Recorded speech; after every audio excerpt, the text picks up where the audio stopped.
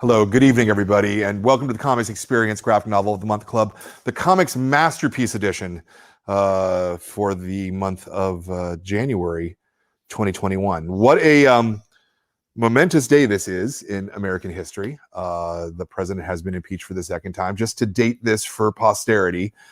And it's a crazy time, and I want to make it better by talking about not that. I want to talk about comic books, and that's a thing that makes me feel happy and feel calm, and I want to feel happy and calm right now. And a book that makes me feel very happy is our selection this month. The amazing USAGI YOJIMBO by Stan Sakai, who we are really, really blessed to have with us here tonight. Hey, hello, Brian. How are you? Doing good. Excellent, excellent. Yeah, this is a great book, and this is a comic book that you have been publishing. Well, various publishers have been publishing, but you have been creating nonstop since 1984. 1984, and right now I'm with my fifth publisher. Yeah. We started off with Thoughts and Images in Seattle, then Fantagraphics, Mirage Studios, or Mirage Publishing rather, and then Dark Horse, and currently I'm with IDW. Yeah, it's amazing. You are, as far as I know, the longest running continuous independent publishing comic that's being published currently. No, I mean, I think it's important because you've been doing this nonstop since 1984. There have been issues in USAGI have come out every single month throughout all of that whole period, and you cannot say that about any other comic. Comics that have lasted that long, say an ElfQuest or something like that, certainly haven't been contiguous over that period of time. There are comics that have put out more issues. You've got 20. I did take a couple of hiatus. I worked on 47 Ronin, and I took maybe 6 months off for that.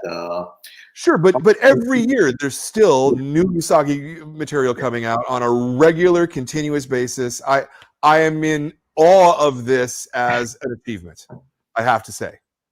Oh, thank you. Yeah. By my count, you're well over 5,000 pages of USAGI. Well over. I'd say more closer to 6,000. Yeah. Wow. That's crazy. Did you think then that would happen? No, back when I started USAGI, it was just thinking about what can I do next month. And now I'm thinking of story ideas that I won't start working on for another 5 years or so. Yeah, so I have that luxury now of actually planning ahead, building up, laying down groundwork for stories that really won't see the light of day for years from now. Wow, it's amazing that not only do you go so far back, but you're already reaching that far forward too. I think that's so great. So I didn't actually start this with the first question I ask everybody. So let's go with the official first question, even though I asked the question already. The official first question is always, why comics? You're a fantastic storyteller. You're a fantastic artist. Of all the things you could be doing, what is it about comics that appeals to you, that attracts you, that made it your life's work? I love comics. Comics gave me my love of reading in general, and it taught me to read. It taught me, or like I said, I love reading, and comics was my introduction to reading. I remember the first comic book I bought by myself. It was Disney's Sleeping Beauty. I bought it at Star Supermarket. It was $0.25. It was one of those thick books. And I was reading comics since the late 50s. And I used to buy all the DC comics, the Marvel comics as it came out. And comics back then were, when I came in, it was a dime. So, I still have a lot of those. So back then it wasn't collectible. It was just something you read. We traded to friends, and we just tossed them in a box or something. Yeah. So, I still have a lot of those old ones. That's fantastic. Sleeping Beauty was your first comic. That had you just seen the movie in the theater or something? Is that why you? My mom brought me to the market, and I think it was about I was five years old, and that it was a Disney comic, so I wanted something to read. And so I said I wanted this one, and I had the money. It was a quarter, so it's Nice. just fairy tales, and I was familiar with fairy tales, so of course that something was recognizable to me, so I wanted that. Yeah, that's excellent. That's excellent. As far as I know, your first professional work was lettering Gru with Sergio. Is that right? Yeah. That was one of the very early ones. I was doing freelance artwork in Los Angeles, and I was doing like record album covers, book illustrations, magazine illustrations, advertising. But I really wanted to get into comics, and so I actually found Sergio's name in a phone book, and I wrote him a letter saying, introducing myself, and we had one mutual friend, so I name dropped Dave's name, and he called me up and said, "Oh, let's get together." In fact, there was a CAPS meeting, a Comic Arts Professional Society meeting in Los Angeles, and he invited me to the CAPS meeting, and I joined then, and I've been a member since. And I've been a friend. Sergio and I have been friends, ever since then, basically. And it was through CAPS that I learned about Steve Galacci in Seattle, who wanted to publish a comic but did not have enough material. So I submitted USAGI, not USAGI, but actually Nielsen Groundthumper. Nielsen in Albedo #1. And when that did well, it sold out. And he just said, "Do you have anything else?" And I submitted USAGI. And that was for Albedo 2. But that was probably my first comic book work. But back then I was also teaching calligraphy. And so Sergio at CAPS meeting said, "I'm launching a new comic book, Gru the Wanderer. And this is through Pacific Comics." And he said, "I'm looking for a letterer." And I said, "Oh, I'm a terrific letterer." So I've been lettering Gru ever since. In fact, I just sent Sergio a book that I just lettered for him just this past week. So we're still working on Gru. Yeah, that's fantastic. Did you go to school, to college, to study art, or? I have a fine arts major or fine arts degree from the University of Hawaii.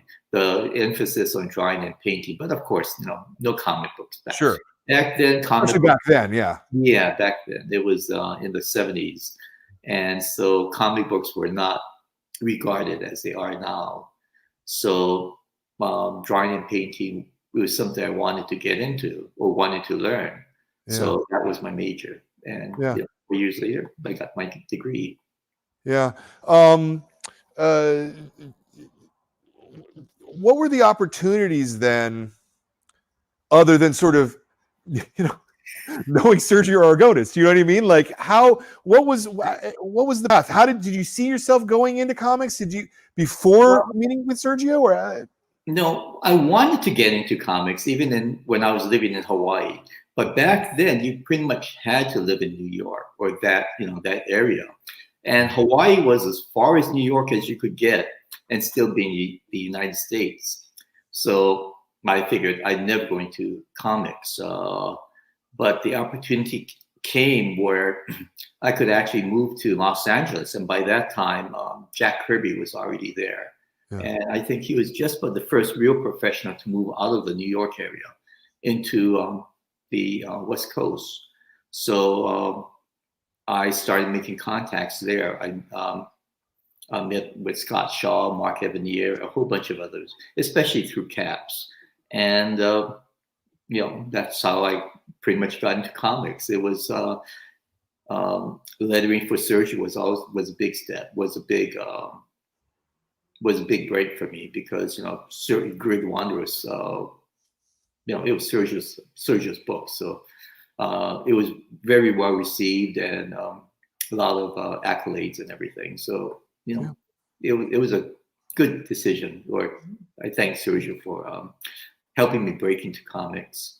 Yeah, CAPS is not a union. It's more of a social. It's a club. Yeah, It's it's a club. simple, Okay. yeah, because and it's for the print media. Yeah. Comic books, book illustrations, newspaper strips, Mhm. gag cartoons. Because the animators had their own groups, like the Animation Union and everything. But comic book creators pretty much work in isolation. We tend to work at home in our little studios, or at most, we'll have a studio with 2 or 3 other people. But for the most part, comic book artists work in isolation. So this was a good opportunity for cartoonists to get together. And it's pretty much just to socialize, to talk about the industry, to get to know each other. Yeah, the first CAPS meeting, I met Jack Kirby. And so, people like that. It was great. It was CAPS, or Comic Arts Professional Society, was started by Sergio, Mark Evanier, and Don Rico. And basically because cartoonists like us work in isolation. And, we used to even have, baseball games and picnics and outings, but that was a long time ago. Now people got so busy. And with Yeah. COVID, of course, can't Yeah. even have meetings nowadays. But yeah, CAPS is a great place to meet other cartoonists. Yeah. Yeah. It's hard to think of that working other than like in a regional basis, Mhm. Um, but it seems like this is a thing that is very valuable to cartoonists, and a great way to network, and a great way to meet your peers and to figure out what's going on in your business as well. It is. And I'm also a member of the National Cartoon Society, but that's pretty much, we'll have a Rubin Award weekend, but that's just once a year. Whereas CAPS would meet every week, every month. And, get to know each other. And also, too, our friendships come out of there. In fact, I used to be part of a lunch group, and many of them were CAPS members. And we'd meet every Friday. And we were meeting for about, let's see, about 20. Scott Shaw's been in that group for must be about 30, 35 years now. And it's every Friday. A lot of Disney artists, myself, Sergio would drop by every so often. And it's kind of neat, just meet at a restaurant and just socialize and get to know each other, talk about the industry, what's a good place to work, who's looking for work, what companies are hiring, that type of thing. Yeah. No, that's fantastic. So you started with Thoughts and Images. It's some pages in Albedo, the anthropomorphic anthology. Uh, did you set out to be an anthropomorphic artist, or did you kind of fall sideways into that, if you see what I mean? I wanted to do superheroes. Okay. I wanted to do Spider-Man because that was my favorite character. And it just so happened that I had developed these 2 characters, Nelson Ground Thumper and Usagi, just out of a whim. Usagi began because I wanted to do a series, write and draw a series about the samurai, about specifically Miyamoto Musashi, who was an actual real samurai in 17th century Japan. Yeah. And but one day I just sketched out a rabbit with his ears tied up into a chonmage, a samurai tamdan, and I love that. I love that look. So instead of doing a story about Miyamoto Musashi, I changed my character, named him Miyamoto Usagi. Usagi means rabbit in Japanese. Yeah. And he just took off. And after my first Usagi story, I just fell in love with the character. And I've been doing Usagi for, like I said, more than 35 years now. Yeah. No, it's amazing, and it impresses me when I think about it, and it not just the longevity of it, but how you've been able to really bring this whole world to life, and the relationships between the different people, and it's it's a grand story that Mhm. that holds up even when you look at these older. I mean, I don't know if you look at the at the first book and go, oh, or not. But it's still it's a great deal of fun, even at these earliest days. Yeah, and I still enjoy it.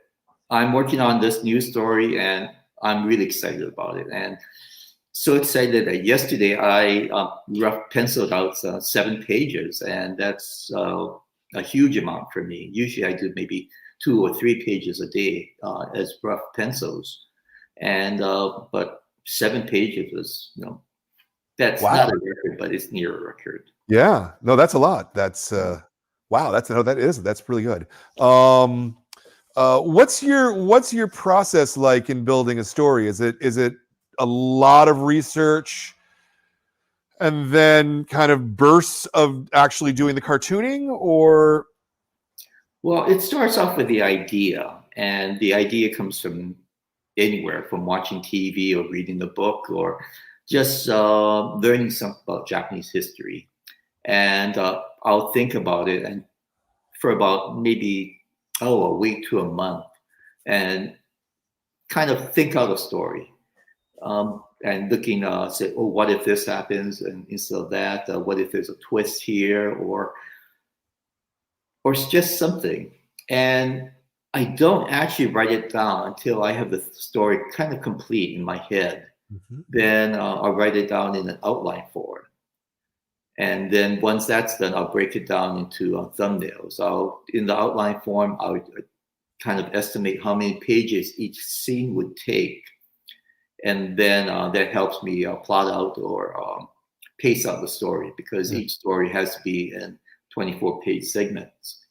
And once the thumbnail is done, then I start on the actual penciling, then lettering, then inking, and then I send it off to my editor, Bob Kernow, who sends it off to the colorist to get it finished. Yeah. So the entire process takes about maybe 5 weeks from the once the story is being written to the finished end product. And like I said, about 5 weeks for me. Yeah. And so Usagi comes out roughly about 10 times a year, maybe. Yep. Mm. Yeah. And one trade paperback collection every year as well. Yeah. So maybe let's go into some of the steps a little more. Mhm. When you're writing yourself an outline, is this just like a page, maybe 2 pages per issue? Is it longer than that? Well, I have a notebook, Okay. and it can take anywhere from 1 page to 12 pages. And it depends upon how detailed I am. Sometimes I'll write the dialogue, Mhm. and I may write the dialogue for the entire story just in dialogue form. Other times I'll just say, oh, 3-page fight scene here, or so it really depends upon the story. Sure. The length of the outline depends upon the length of the story or how I feel at that time, how I'm working. If I'm very conscious about dialogue, then there'll be a lot more pages. Yeah, yeah, that makes a lot of sense. You said you are writing a notebook, so I'm assuming that means that you're writing everything out in longhand first. It's all in longhand, Yeah, yeah.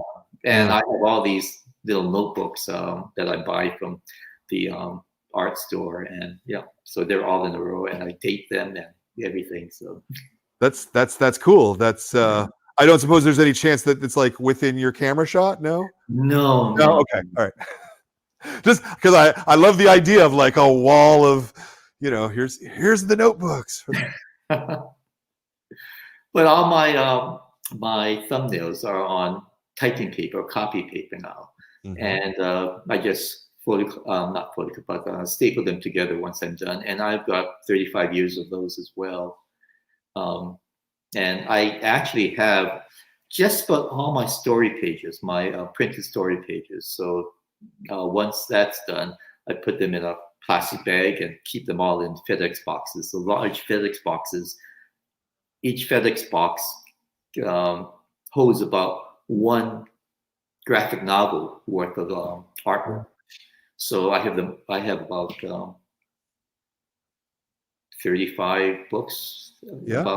with about 34 Usagi Yojimbo, plus I've got 47 Ronin, Senso, Yokai, and a bunch of others. So Yeah. I've got a whole bunch of FedEx boxes in my closet. Yeah. Wow. That's incredible. Wow. Like to have all of that stuff going back, that must that must be Well, pretty it's like cool all this when you look at it. I think also keeps all his pages. Yeah. Yeah. Yeah. So your thumbnails, are they super sketchy? Are they relatively detailed? Is it something that only you could understand? You know, these are mainly things that only I can understand. Some thumbnails are just see squares on a page. Like Yeah. this is how I want the page to be broken down. And others are more detailed, like I'll put action or faces. Sometimes they're just blank. It really depends. But it's in the thumbnail stage that I write the actual script. I'll write the script on the edges of the thumbnails. And when that's pretty much my blueprint. That's what I follow, and to do the artwork. And I still work like I said, or like you said, everything's done old style. But I still work on 11 by 17 inch 2-ply Strathmore cold press Bristol, and I love the feel of the artwork, and I love the process of creating the comics, and I'm just used to that. I have the old fountain pens that I still use, the Koh-i-Noor art pens, and these have been discontinued. They were actually discontinued about must be 15 years ago, but I had heard that they were going to be discontinued, so I drove all over Los Angeles to all the art stores, to all the stationery stores, buying up whatever they had. So I've still got maybe another 10, 15-year supply of those pens. And now I'm in the, what's hard is the inks, because not as many people are working with inks anymore. So the quality of inks have really gone down. So it was hard to find a good substitute when my inks were discontinued. Rather the formula was changed. I used to use an ink called the what was that? Anyway, one ink was discontinued, so I called the company, and they said, "Oh, don't." Oh, it was the old FW ink. It was great. It was waterproof. It was free flowing, and it was terrific. But they changed the formula to an acrylic that clogged up the ink, clogged up my pens really badly.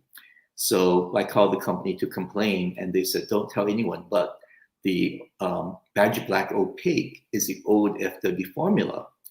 And so I started buying that. In fact, I told Sergio, I'm buying 40 bottles of Badger Black Opaque. Do you want me to buy a couple of bottles for you? And he told me, "Oh, no, you don't have to. I just bought a gallon." Who buys a gallon of ink? But he did. He used it up. But now Sure. Badger Black Opaque has also changed its formula. So I've been buying a platinum carbon black from Japan. And so I found that's a great ink. However, now the quality of the paper has gone down, and they're very uneven. Some of the Bristol tends to spread a lot. They just don't hold the ink as well. So when that happens, I've got to switch to another ink, like a thicker ink that's specially made for fibrous paper. So we're always looking for things to work around, or there's new problems that come up, and just thinking, oh, maybe maybe I should just switch to computers. But I'm just not into the digital artwork, and at this time, like I said, I love the process of creating comics the old-fashioned way. Yeah, no, absolutely. Have you experimented with digital at all? Have you ever tried? I have. In fact, I've got a program on my iPad, and we also have a Wacom tablet, big one, that our daughter Emmy does some coloring on, but also Judy does some drawing on that. But yeah. I just can't get into the feel of the drawing. Sure. Yeah. Sure. Well, I mean, it seems to me that at least some of the joy is kind of the resistance and the feedback that you're getting I love from the moving the pen against the object, right? Yeah. I've even tried plate finishes, the smooth paper, and I always go back to the vellum, the cold press paper, just because I love the texture, working with paper with texture on it. Yeah, yeah. Okay, so let's go back to the thumbnails, just because I always love this process stuff. You're doing thumbnails and dialogue at the same time. How many pages is on a page of thumbnails? It's 4 pages of Okay. on one 8.5 by 11-inch on copy paper, so I can get and basically it's yeah, my entire script is written that way. Yeah. Yeah. Are you just working with a ballpoint pen? Not with a pencil. I Okay. used to use a pen, but now I just switch to pencils because Yeah. I sometimes have to switch or color, change dialogue or something, Yeah. and to erase. Mechanical pencil or a Mechanical pencil. Yeah. just making sure I understand how you work, my I friend. use everything from a 0.3 to a 0.9 lead. So from a very thin lead all the way to a very thick lead. The thick leads I use for my scripts, for my thumbnails. Yeah. And for the thinner leads, I start off my initial roughs, or for the finished artwork. I'll lay down my basic shapes with a 0.3 millimeter lead, say about 2H or at most an HB. And then once the shapes are roughed in, then I'll go over with a 0.5 B lead, and then I can put more detail and everything in it. But still, when I say detail, my pencils are pretty loose because I do most of my drawing in the inking stage. Yeah. And because I'm familiar with the character and everything, I've been doing this so long that I can pretty much just rough out a page very quickly and still pretty much know what I'm supposed to ink. Yeah. So when you're breaking down a page in the thumbnails to get your pacing right, Mm-hmm. this may sound like a goofy question, but how much are you thinking overtly about sort of the language of comics and like the page turn? Very much. I'm always aware where the scene would cut. I kind of want each page to end not in a cliffhanger, but to encourage a reader to go to the next page. Either end the scene there, end the scene at the end of the page, or do something where it will encourage or entice the reader to go on, like, oh, what's going to happen next? Yeah. That type of thing. And I'm always aware of where the scene ends and where the page ends. Yeah. And it's great because you're in a position, you've been lucky enough that you're publishing comics where you don't have to deal with ads. Can you imagine if you were drawing Spider-Man and you didn't actually have any control over Right. what your left-hand page was, that would be that's a real challenge that I sometimes wonder how Marvel artists deal with.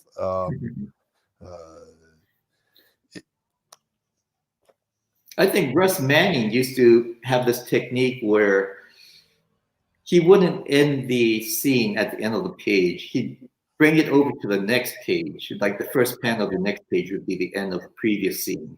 And again, that's his idea, was to entice the reader to go over to the next page. Yeah. I kind of like it. It seems to me cleaner just to end it at the end of the page. Sure. No, absolutely. I mean, I would say Alan Moore too, when he writes a script, is very much you dangle the words over, Exactly, so that someone just has to keep moving. I read Alan Moore's script and it's insane. Yeah. So detailed. Yeah. Did you draw something that he wrote? No, I did not. Yeah. No. Yeah. but I love his work. So. Yeah. I worked. We did a story with Harvey Kurtzman.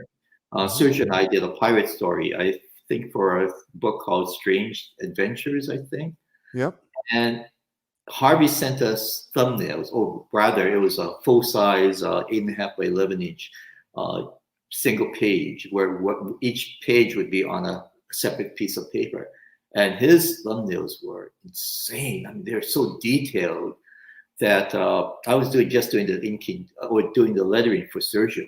And Sergio gave me Harvey's script, which was the thumbnails, the roughs. And he gave me blank pieces of paper and said, just put the dialogue where Harvey put it on his thumbnails, and I'll fill in the rest. And that's what I did. I was lettering on blank sheets of paper and gave it to Sergio, and he worked around it.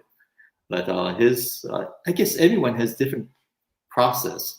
When I've written stories for other artists to draw, I would always do really detailed thumbnails where I put maybe 2 pages of comic book art on one piece of copy paper, and just submit it that way. Just send it to the artist that way, and I'd have to make it, like I said, very detailed for them.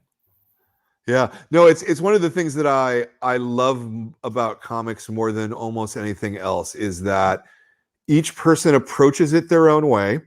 And I've interviewed, you're probably somewhere in the 200th cartoonist that we've interviewed here on this, and I'm not sure that I've heard the same answer twice of how we create, and nobody's wrong is actually the best part of that, right? Because it's whatever works for you as an individual creator is the right way to make comics.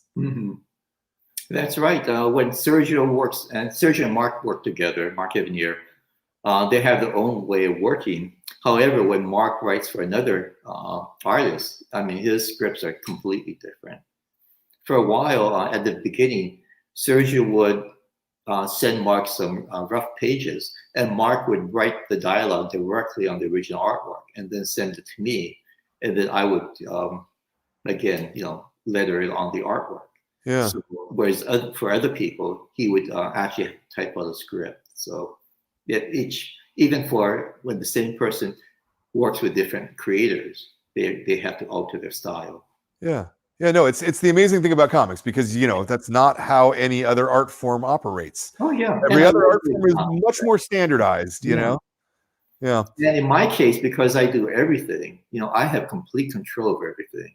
Yeah. Also the types of story, the genres. I can do adventure, or romance, or mystery. I can do pretty much anything I want, and it all fits in USAGI's world. Yeah, no, and it's fantastic too, because USAGI you can do any of those things with the character. It's not, it's probably better that you're not drawing Spider-Man, because you couldn't do that, right? It would be much harder to do that. Well, Marvel did a book called Strange Tales, where they got some independent comic book creators to do Marvel stories or use the characters. And I got a call from the editor saying I could use any of their characters and I could do anything I want with them. My first thought was, I can do a Spider-Man story. But then, I thought, well, what I would really want to do is a Hulk story, a samurai Hulk story. I'd love to see the Hulk in samurai armor battling a huge army of samurai. So I said, that's what I want to do. And I want to kill him at the end. And he said, sure, not a problem. So I got to do my samurai Hulk story, and he dies a nice death at the end.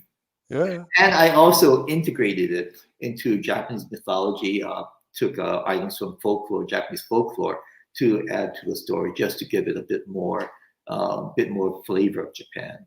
Yeah. Yeah.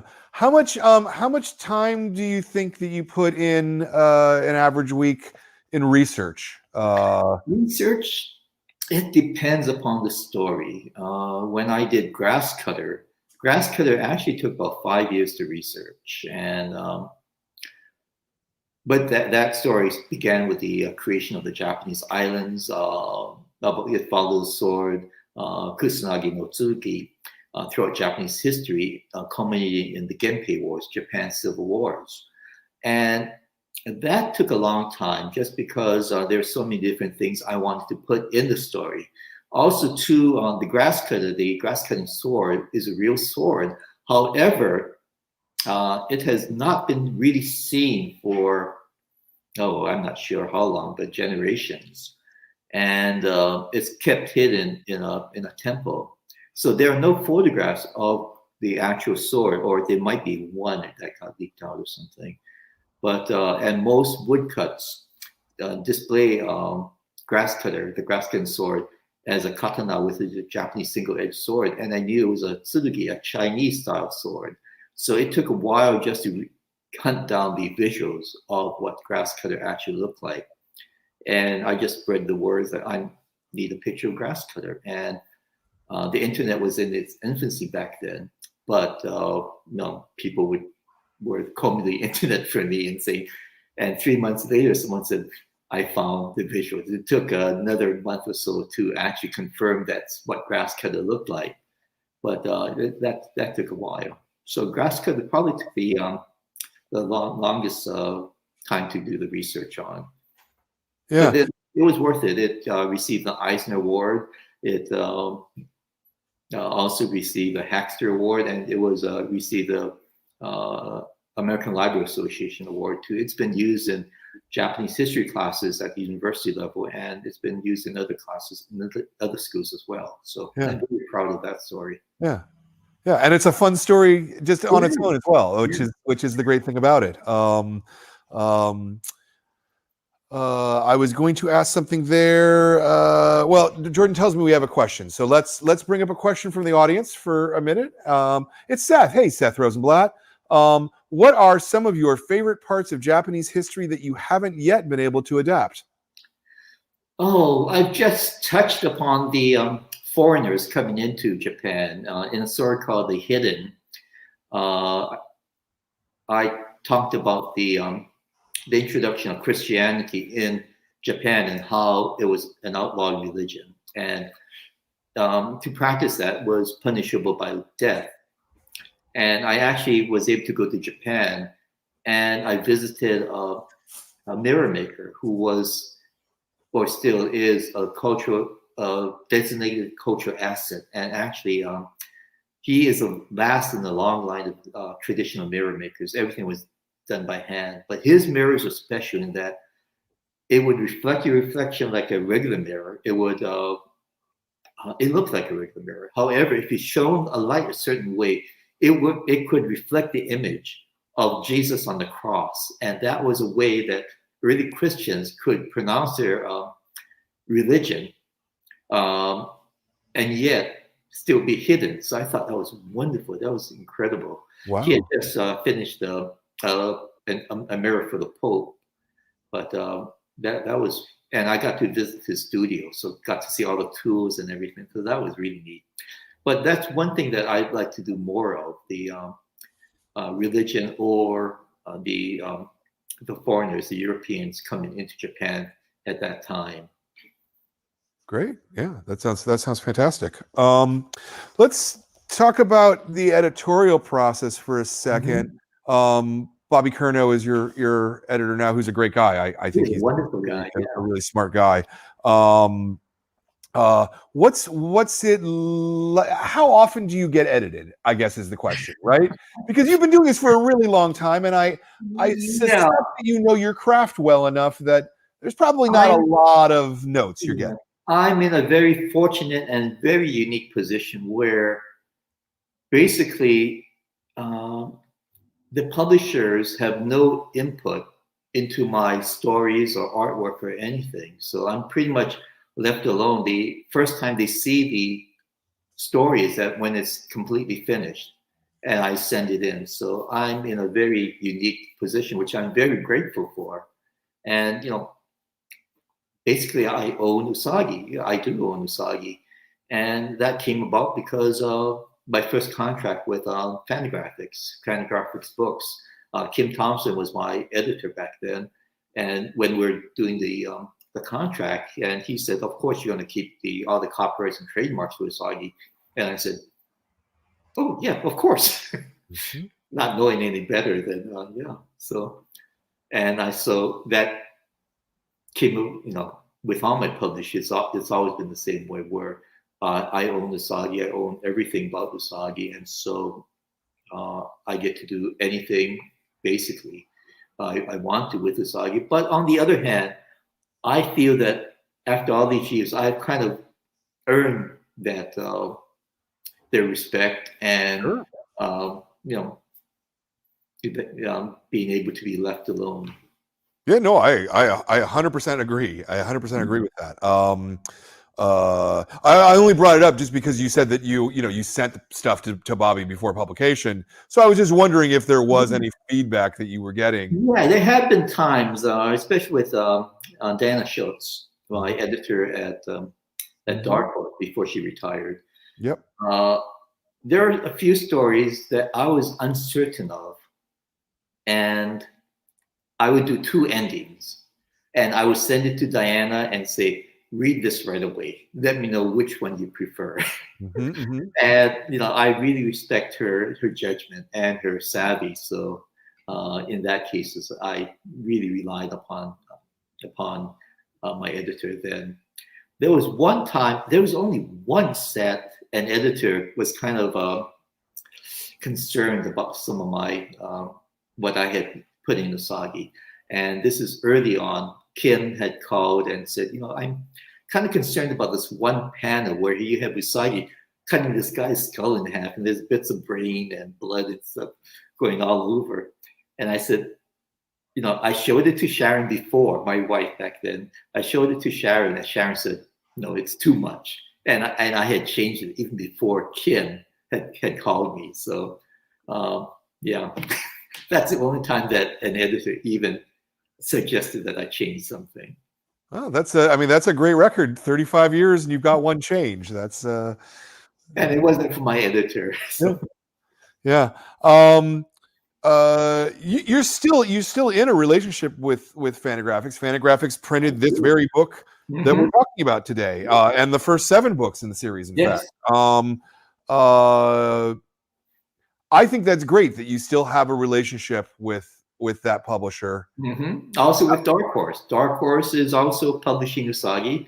They've got the next up to book 33 or so, and Yep. also the saga books. They'll be reprinting new editions of the saga series beginning this year. Yeah, I really hope that they can keep them in print this time. I hope so, yeah. I mean, because the thing I'll say, and we've talked about this before, Stan, so this is not news out of school, but the thing that's awesome about Fantagraphics is none of these books have fallen out of print for more than maybe a month or so since 1987. This book has been continuously in print since 1987. You cannot say that with all the Dark Horse editions. Many of them slipped out of print for years at a time, or they would print really small But print the runs. cool thing Even about the saga, those saga books came and went. They were out of print like within 4 months of coming out, which is on one hand is great for you because it shows that you're still a very popular artist and people still really want to own your work. But is this at all frustrating to have these supply issues with your it work? it is very much so, and we're fighting that with basically all our publishers. I remember when Fantagraphics published the big omnibus, the special edition. Yeah. Uh, they they had told me we have enough of the special edition hardcovers that'll last for the entire year, and it sold out in 3 months. Yeah. And so things that are unexpected like that. And I said, let's put another edition out, or at least a soft cover edition. But that did not come out for another year or so after that. Um, Same thing with Dark Horse. I mean, all publishers let things go out of print. However, no, they would underestimate how many copies of the new book new trade paperback would sell, and it would Sure. sell immediately. And it's just that they never up the order for the next book or something, and it's very frustrating. It's not just me, but almost every creator I've talked to that own their own work have been victims of this.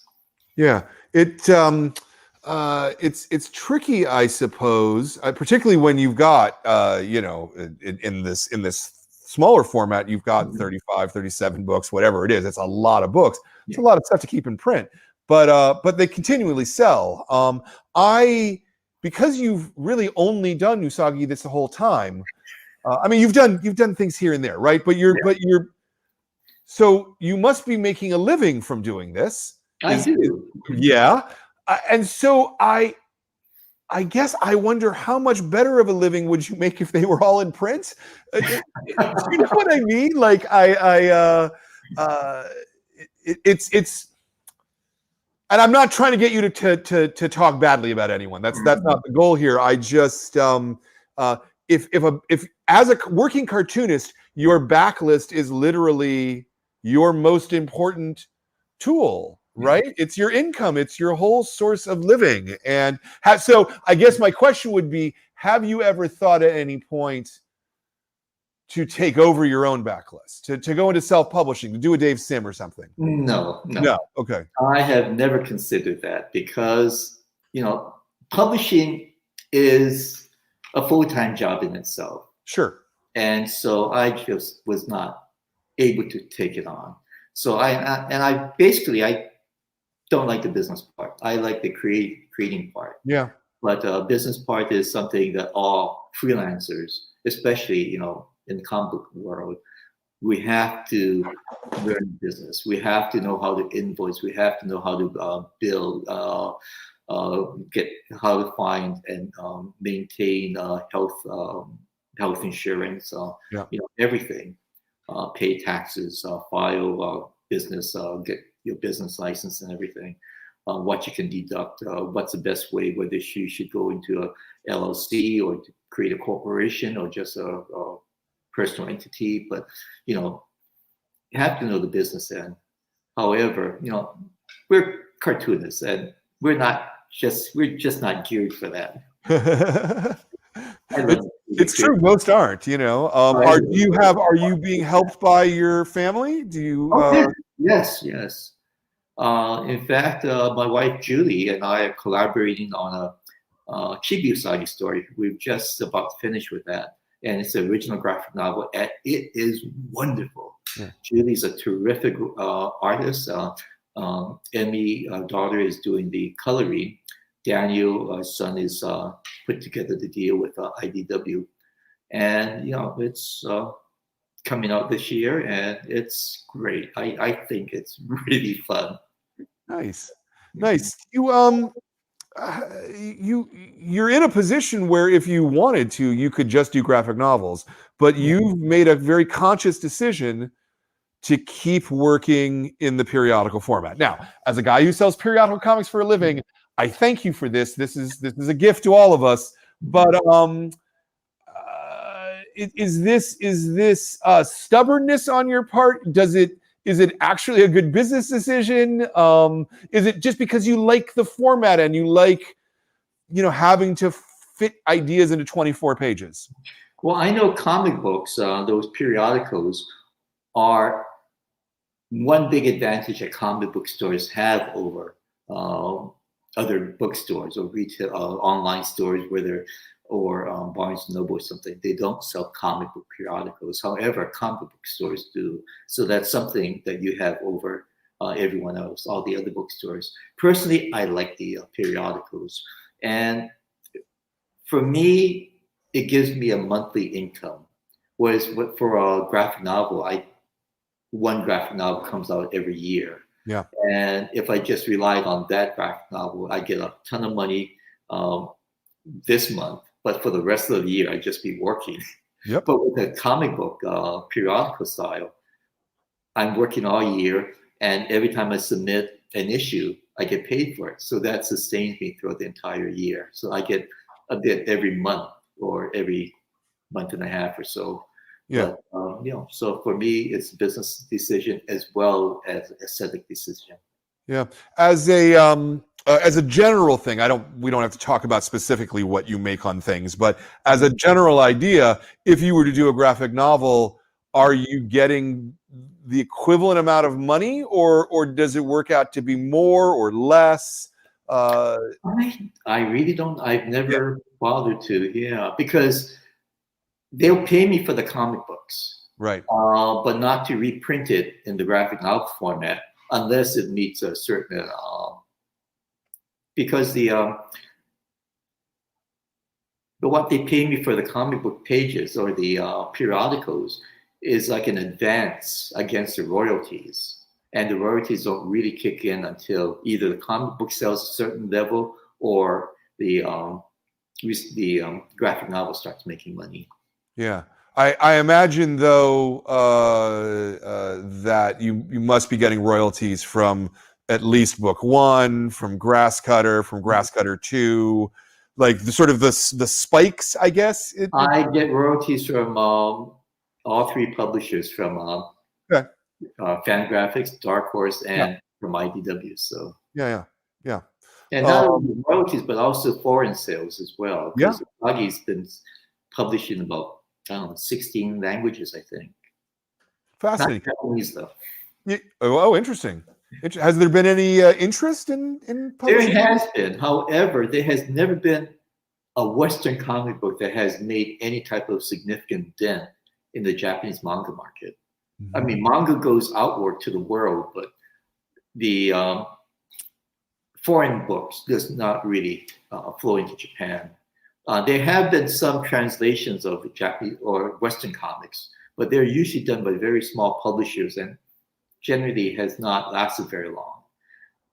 Japan did have some manga based on the Marvel stories or Marvel characters. However, these are new stories and new artwork made just for the Japanese market. And I don't believe there's any Western books that have actually made a significant dent in the manga market. Yeah. How much of your love of comics is manga as opposed to superhero comics? Oh, let's see. I love both. I don't read that many superhero comics, mainstream superhero. Or, oh, sure. Yeah, I mean, I figured now, but I meant in 1980, because in 1984 or earlier, in 1982, let's say, there wasn't very much Japanese material in the United States. I want to say that Viz was only publishing maybe 4 comics a month at that point. Actually, I was lettering one of their very first comics on Viz. Did Legend of Kamui, which I lettered. And but I was aware of Japanese comics when I was a kid. I grew up in Hawaii. My mom, I was actually born in Japan. Yeah. And the family moved to Hawaii when I was 2 years old because my dad was actually born in Hawaii. He's from Hiroshima, but born in Hawaii. And so my mom would read me the Tezuka books, Buddha, or some of the Blackjack, or some of the early Tezuka stuff. And we had Japanese station on the television, so I saw some of the anime in Japan in Japanese. Yeah. You read Japanese then? I'm assuming. No. Not really. Okay. Just the very simple stuff. Okay. So you were looking at the Japanese comics in Japanese, and you were just making up your own story, essentially? Well, my mom would read them to me. Oh, okay. Okay. She was a Japanese national, actually. My mom has a very interesting backstory. She was in Nagasaki when the bomb fell, and my dad was stationed with the U.S. military in the occupation forces in Japan, and theirs was one of the very first Japanese American marriages to be approved by the U.S. military.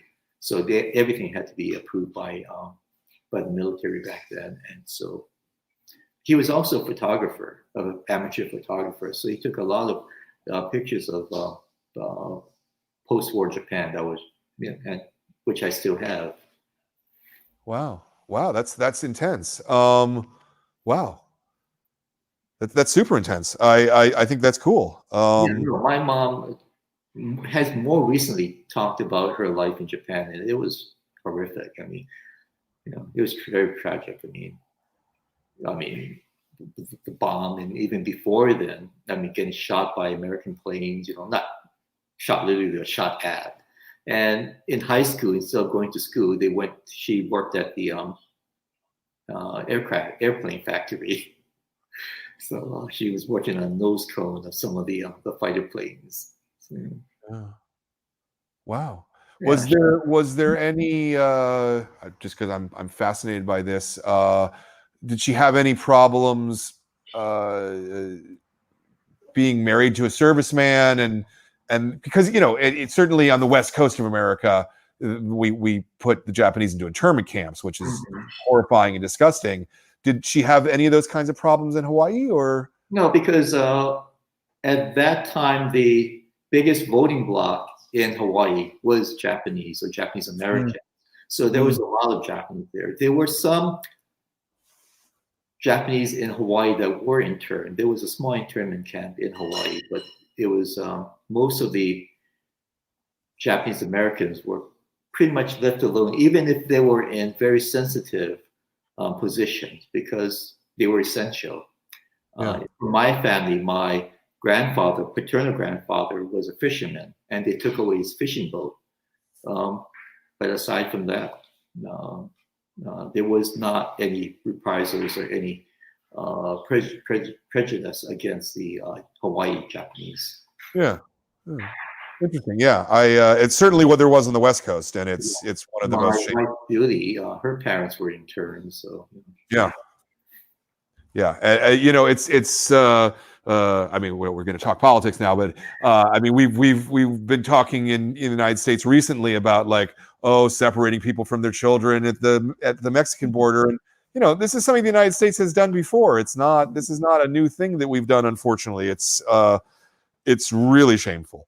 But another thing I'd love to ask you about is violence in USAGI, because it's an extraordinarily violent comic, and yet it's really not. I have no problem handing this to a 12-year-old, right? Because there's not really any gore to it. How do you think about it? How do you approach it? And also then, what was sort of the genesis of the little death head? Yeah. Well, it's a samurai culture, and the samurai culture is a very violent culture. I mean, the samurai were basically warriors. There was a warrior class, and at that time in Japanese history, we're talking about the turn of the 17th century, so this is early 1600s, where the Tokugawa shogunate was established. And so the shogun's peace was upon the land, which meant a lot of the samurai became unemployed. And so they they became merchants, or some just went on the warrior's path like Usagi. Others, and many of them, turned to banditry because the merchant class was rising. So there was a lot of money to be made. Yeah. And so there is a lot of violence in Usagi because it does what I think reflects the samurai culture, at least the samurai culture that I was familiar with growing up, watching Japanese movies mainly. So there is a lot of violence, a lot of death. And I came up with that little skull floating above the heads of those people who died, just to soften up the little death just a bit. Now it kind of makes death fun almost. Yeah.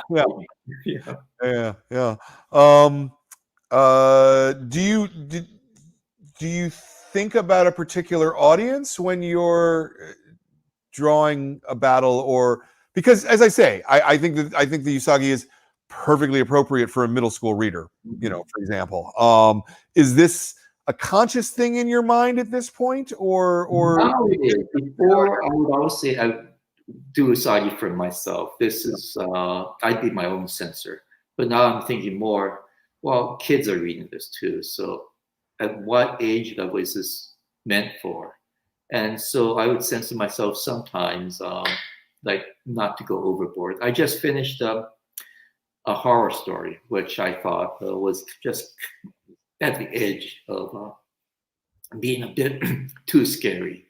But I read it again and thought, oh, it's okay. However, I'm still kind of concerned about stuff like that. Is it too horrifying? Is it too bloody? Is it too much violence? And I'm very much aware of that now.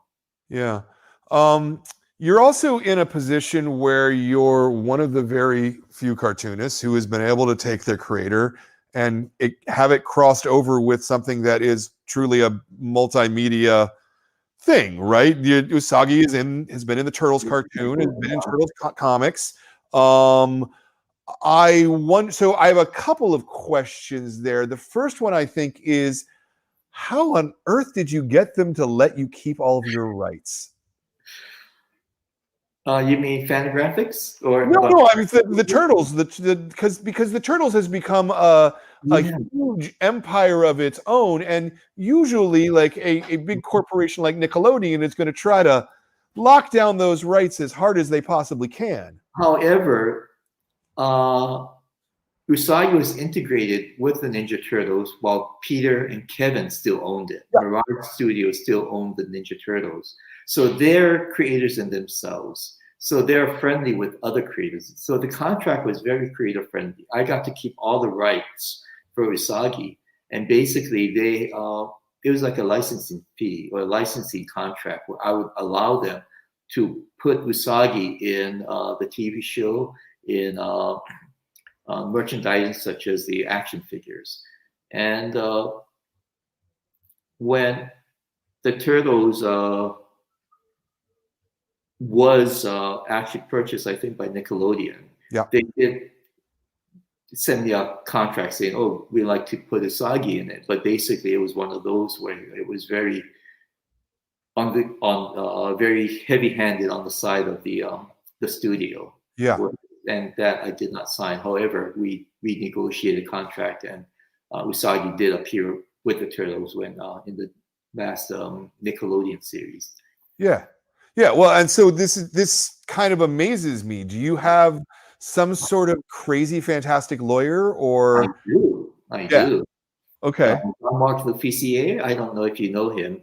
He's also our comic writer in France. He lives in France now, but he used to be Mobius's licensing agent for Star Watcher. So I'm really happy to get John Mark, and he's terrific. He negotiated my current Netflix series with Gaumont. Gaumont is the world's oldest film company, and they approached me to do Usagi, to do an Usagi series, and so Jean-Marc negotiated my contract for them, and it's a very good contract, very fair for both parties. Yeah. Are you working in any capacity on the show yourself, or consulting? I approve everything, and I make suggestions, whether for voice actors. I make changes such as this character should not be holding the blade of the sword with his bare hands. Things like that. A lot of cultural stuff, or a lot of pronunciation things. And they've been very open to it. And just the process of animation it's time consuming. Yeah. Because even for the scripts, you've got the outline, you've got the premise, you've got the first draft, second draft, third draft, fourth draft, final script. You've got animatics, you have voice acting, and it takes a lot of time. Yeah. And also not to even mention the design work, and they have to create the entire world. So they're even designing things like Usagi's aunt has a farm, so they have to draw all the vegetables in the farm. So that you've got to look at cabbages, and everything from cabbages to this hairpins or characters and props and everything. So it's time consuming, but it's fun and it's different and it looks really good. It's a great premise, and the visuals and everything I've seen so far is very promising. Are they all episodic episodes, or are they building to a story? It builds up a story. Oh, excellent, excellent. When can we expect to see this? They're either saying late this year, late 2021, or early 2022, and this will be through Netflix. But it doesn't follow. Well, Usagi's going to be in it. My Usagi's going to be in it. However, the main title character is a descendant of his, and it's geared for a younger audience. Okay. Because, that's where this series. That's where the big push is for now, where they found that by the time kids are like 6, 7 years old, they stopped watching cartoons. They're more into video games now. So a lot of the properties or a lot of the cartoons have been geared for a younger audience. Even the Ninja Turtles, the Nickelodeon one, it was rebooted for seemed to be a younger audience. Yeah. No, that's super interesting. I hope it's successful, and I hope it brings a lot more eyes to the book, because I think the series is going after basically the 6 to 12-year-olds, which is about the same audience that the Ninja Turtles was after when Usagi appeared with them in the last incarnation. And that one was a neat one, the 3-part one from Nickelodeon. That was a great series, with great episodes. Yeah. No, that's really cool. We'll put a pin in that, and because I have another question, I am told. The question is, this is from Jose Valdivia, who wrote me an email with this one. How did the TMNT collaboration come to be, and how has it stood the test of time? Well, it started because Usagi and the Turtles pretty much started about the same time. They both started in 1984. I think the Turtles first came out in about May, and Usagi first appeared in October, November. Yeah. And so at that time, there were very few black and white comic books. I mean, there was Elf Quest, Grendel, maybe a couple more, but not very many black and white independent books. So we supported each other. We wrote each other letters, and we became friends. And the Turtles got a TV series, and it was at a San Diego Comic-Con where Peter Laird and I were just sitting and talking, and he just said, "Would you like an Usagi toy?" And I said, "Sure." And then he said, "Well, we'll probably have to put him into the cartoon." And I said, "Oh, that'll be great." And then it's basically, he said, "Well, have your people call our people, and we'll arrange something." Except I didn't have any people; I was just myself. So they gave me some of their people, and so it was easy because we had the same people. But then that really did well. The first Usagi toy sold something like 2.2 million units for the first year. Yeah. And it was great. And so when Peter had the Ninja Turtle series through Fox Kids, again, he called me up and said, "You want to do it again?" And I said, "Sure," So we did a contract, and again, the same licensing type of deal. And Usagi appeared in that series. And then when it was sold to Nickelodeon approached me and said, "We really want to put Usagi in there." So we came to terms, and Usagi appeared in a 3-part story that featured not only Usagi, but some of the other characters too, prominently Jade, the Spear of the Gods. That was one of Usagi's great villains. So that was a great storyline. How much of your ability to do the book continuously since 1984 comes from these outside of comics things? Like selling 2.2 million toys, I'm assuming that you made a pretty reasonable amount of money from that, controlling it paid for the addition to my house, so renovation to the house. Yeah. So if you hadn't had that relationship with the Turtles and sort of the wider audience that had brought, do you think you'd still be able to do Usagi today? I don't know, because I don't think there's any of the books that were around when I first started that's still around today. I mean, Elf Quest is still around through Dark Horse. I can't think of any other series that have been around that's still around.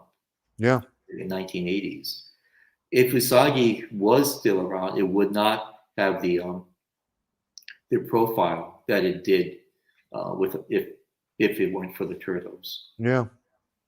Yeah. It's because you want cartoonists to be able to make a living just from doing the cartooning, but sometimes it seems like that's difficult to do. It is. Yeah. Well, especially now with bookstores. I mean, there's not as many bookstores nowadays, or even distributors. It's when I entered comics, there's so many comic book distributors. I mean, there were like 6 in just the LA area alone, but now, I mean, there's just very small handful, if any. I guess just one major one. Yeah. Though on the other hand, I mean, IDW and Dark Horse are both also distributed by Penguin Random House, which is the single largest book distributor in the world. So it's not as though that every bookstore can certainly get your work. That is true. Yeah. Because when I opened Comics Experience, I opened in 1989, so I'm your junior in the business. But I've been doing this a long time. But when I opened here, there were 24 comic book stores in San Francisco, and I believe that thanks to COVID, we're now down to 7, I believe.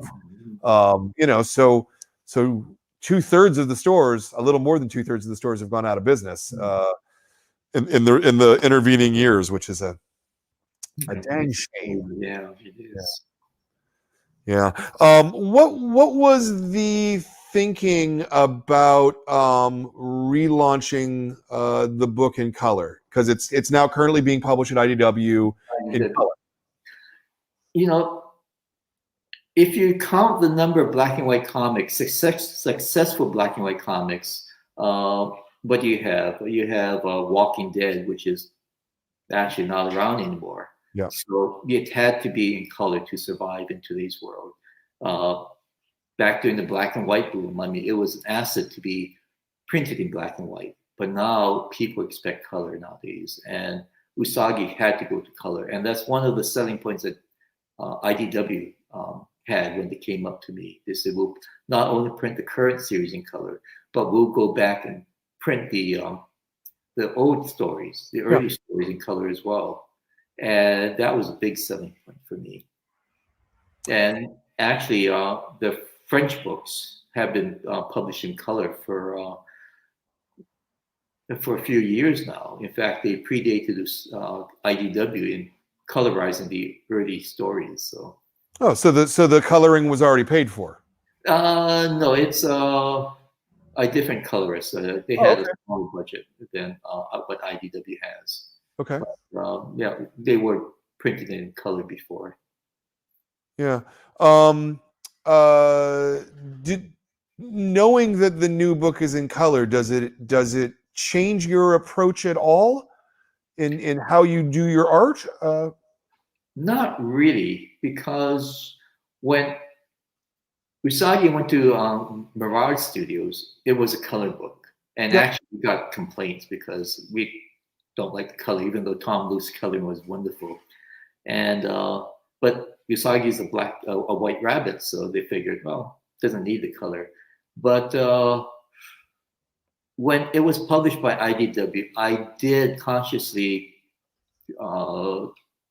do the art for color, where I put less cross-hatching, less detail in the textures. Yeah.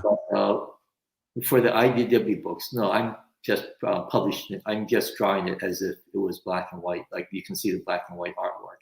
And the reason for that is, first of all, I like the look of the detail and the texturing on the page. Yeah. Also, too, foreign editions, foreign publishers have the choice of printing it in color or black and white.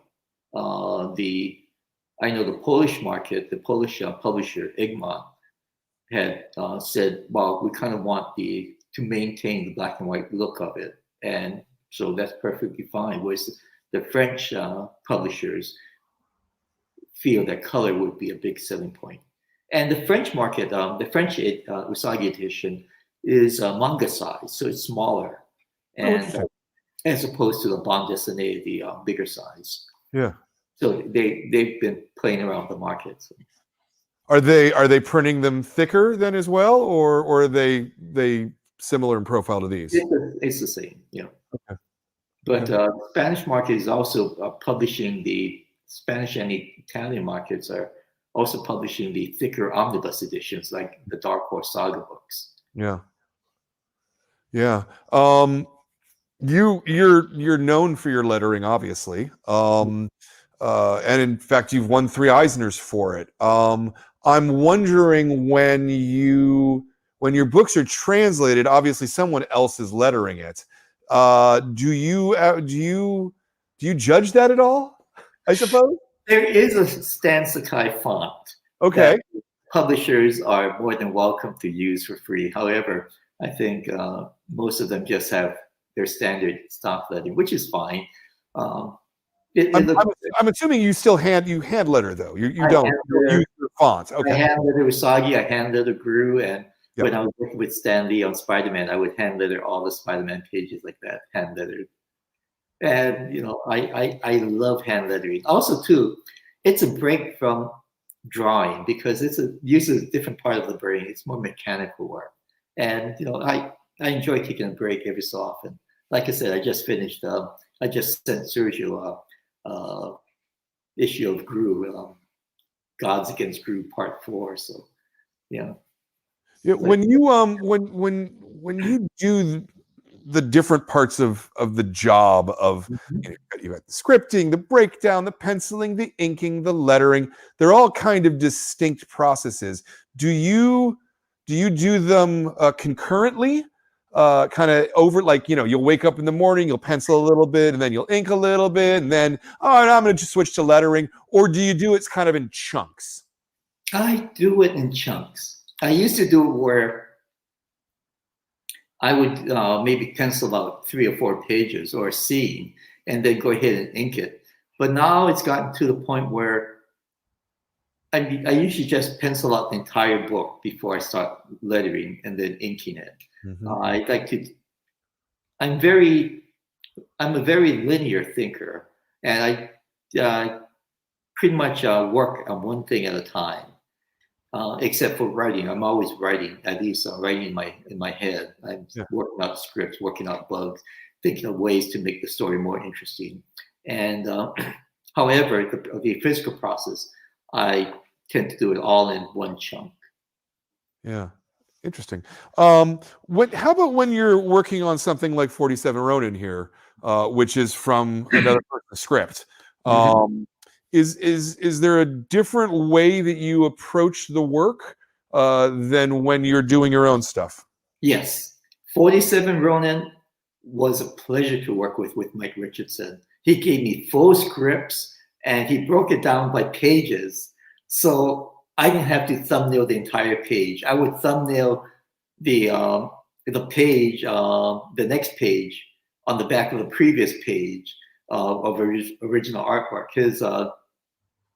His scripts were that good, and he was also open to suggestions that I made, and also too when I sent back artwork, he'd say, "Well, I think the story needs another 4 pages." So poor Diana Schultz was our editor for that project, and she said, "You can't do that because that would increase the budget and the page count, but you can't say no to the publisher."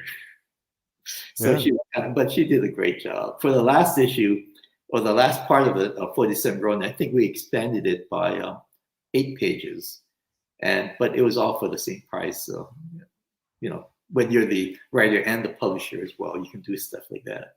Yeah, no, absolutely, that's great.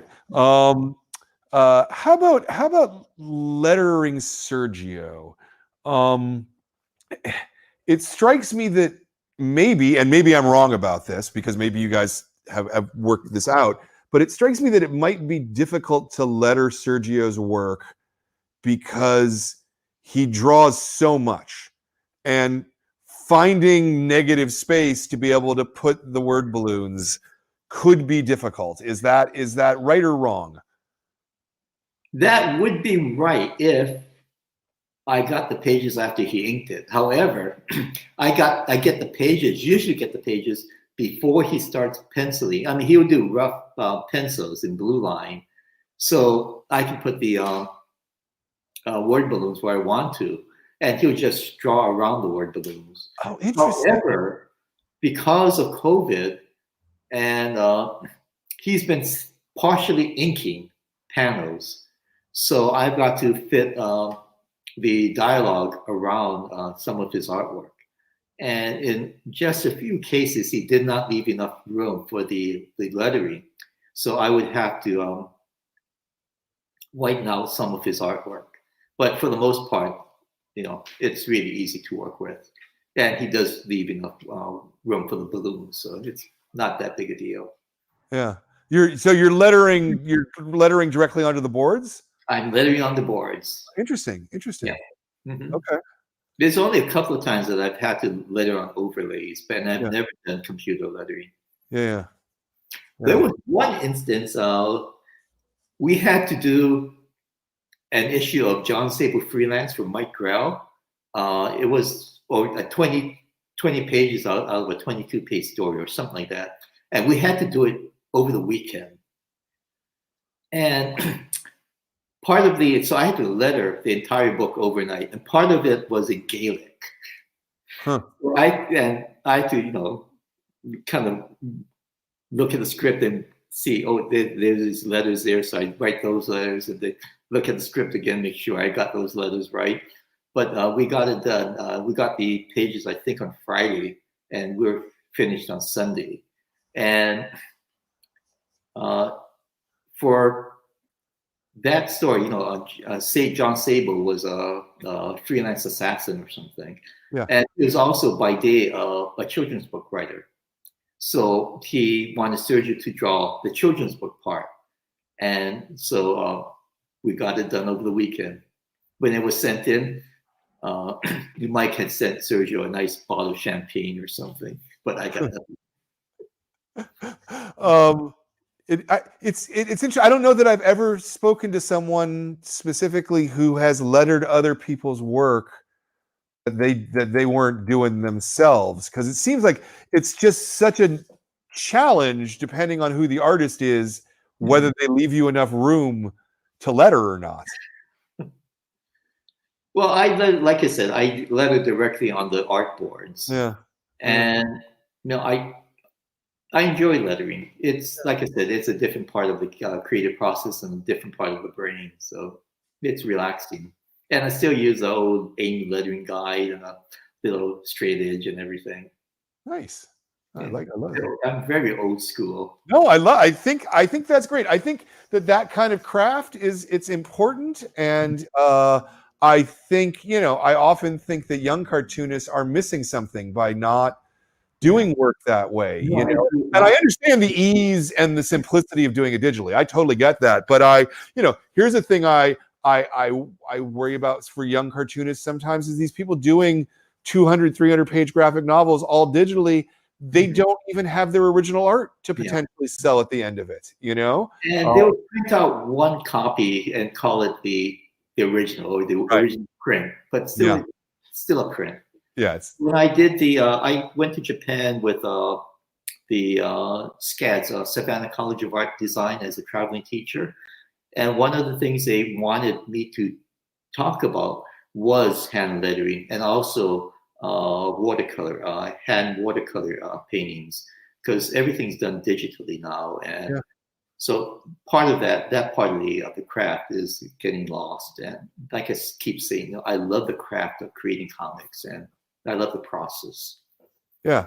No, I sometimes I worry how many new cartoonists we're graduating every year. There's at least 4 different programs that are graduating 8 to 10 new cartoonists a year. and we're putting them out into this world that, you know, I don't know. It's anyway. It looks like we have one more question. What do you got, Jordan? Put it up on the screen. Podrigo, hey, there he is. He's our best commentator. Do you have a particular ending envisioned for Usagi, or would you like to leave the story open? You know, at first I had a very definite ending. Usagi started off as a secondary character, actually, as part of the Nelson Groundhopper storyline. And Nelson's a rabbit, but he lives in Europe about the same time as Usagi. And the original story, it was going to be like my Lord of the Rings. It was going to be an epic tale. I had envisioned it as a 2,500-page graphic novel, and Usagi was going to make an appearance in about page 1,000. And it pretty much told the story why there are funny animals or intelligent animals, and why there are animals like like horses and, you know, that are real animals. And it also told about the rise of the humans. And basically, it all culminates in this huge battle taking place in a castle. Nielsen would rise up to become a king of all the anthropomorphs. And they'd be holed up in this castle similar to, I had modeled after Mont Saint-Michel, the abbey in France. And it was going to be surrounded by the humans or goblins. It was the goblins that were going to turn into humans. But Usagi was going to die a glorious death. I mean, he has this arrow in the eye, and he's charging up the opposing army, and very nice. But it pretty much was going to end with the death of all the anthropomorphs, or the funny animals. But after I did my first Usagi story, I just fell in love with the characters. So I put that story, the Nelson Groundhopper story, on the sideline. And I did a few more Nelson stories after that, but most of my main concentration was on Usagi. So right now, it's an open-ended story. Yeah. So I'll just keep working on Usagi as long as I can keep thinking of new ideas. Yeah, makes sense to me. I don't know if you wanna name your favorite children, but who's your favorite supporting character to either draw or write? Is it different for drawing versus writing? I like Hermie. He's Nelson Groundhopper's sidekick, and he's just a fun character. He's a guinea pig, and he's pretty much like a talking potato. It's he's fun to write for. He's fun to draw. He's very naive, and so he's my favorite, actually. Yeah. I mean, Usagi's world, I guess it would be after Usagi, maybe Gen the rhino, the bounty hunter, because I like to play versus the rabbit and the huge rhinoceros. Yeah. Very nice. I like the samurai bats, not the ninja bats. I love the ninja bats. I think they're great. The Usagi, the Netflix show, and they have a neat little gimmick, so it's cool. I wish I had thought of that. Awesome. So you say you've got ideas like for the next 5 years. Mm-hmm. Do you see yourself retiring at any point? I hope not. Please say no. I love what I do. Yeah. And I'm very grateful that I'm just blessed. It's like I get to do this. And the thing with owning your own character is that I have complete creative control. It's like one person making the entire movie, an entire movie by himself. I mean, Taika Waititi, if he could create his own movie, he could write it, direct it. He even acts in it. I mean, he's terrific, and that's pretty much what I'm doing with Usagi, except more so because I do everything. I have complete creative control, not only of the stories, but also the licensing and merchandising, of handling of what I want to do with Usagi. So it's wonderful. I really am blessed. Yeah. No, you're living the dream. You're it because I came up with the time owning a store, and Sim was making his big self-publisher push, and I really believed in that way of creator control, but no one ever was able to really make it work other than Sim, you know? And the fact that you are still doing this, you know, the other people who I can think of who are major successes, like Jeff Smith, say, Oh, you yeah, know, had a that was a finite story. He's not still doing Bone today. You're still doing this, and I admire you for that in a way that I don't know that I can articulate properly. You're the kind of perfect example of what a comic book cartoonist could be doing, working in genre. The only other people who I can think of who are even slightly comparable would probably be the Hernandez brothers, Oh, yeah. who have also done exactly their own story, throughout this time. But everybody else doesn't really get to work like that, and it's amazing to me. And I'm so glad for you. And I'm so proud that I know you, that I've been able to do anything to help you. Thank you. Thank you. I honestly, genuinely want to say that, because you are, to me, the dream of how a cartoonist should be able to live their life and conduct their business and do their work. And the fact that you are such a consummate artist is just icing on the top of the cake. Well, thank you very much. Yeah. And people like you, bookstores that help support me, and others like me. So thank you. Yeah. No, I it's very sincere. It's very sincere. Let's leave it with the recommendation for other question. There's many cartoonists who watch this series, learn about technique, learn about craft, learn about potential. What would be the piece of advice, whether it's technical, whether it's emotional, whether it's spiritual, to an aspiring cartoonist today who wants to have a path someone like yours? Well, if it's for a cartoonist, the writing part, if you want to be a good writer, you have to be a good reader. So read everything, not just comic books, but also books like O. Henry. I was just talking to a young cartoonist the other day, and he was looking for books for O. Henry books, and I recommended a couple, especially short stories. If you want to be a good artist, draw from life. Don't just copy comic books, because the artists who work in comic books have worked at the craft for years. And if you just look at their stuff now and emulate what they're doing now, you're discounting all that years of training that they've had before them. So start from the start. Take art classes, learn the perspective, draw from life, learn how the figure moves, horses, not also buildings, not just people. Do backgrounds, draw everything, draw from life, and then once you have the basics down, then you can think about developing a style. But don't think about trying to emulate someone's style now, because you'll be discounting all that years of preparation that it took that person to get to that style. Sounds perfect to me. Sounds perfect to me. I want to thank you, Stan, for taking the time to talk to us. I want to thank you for the decades that you put into creating USAGI and just building this world and building these characters.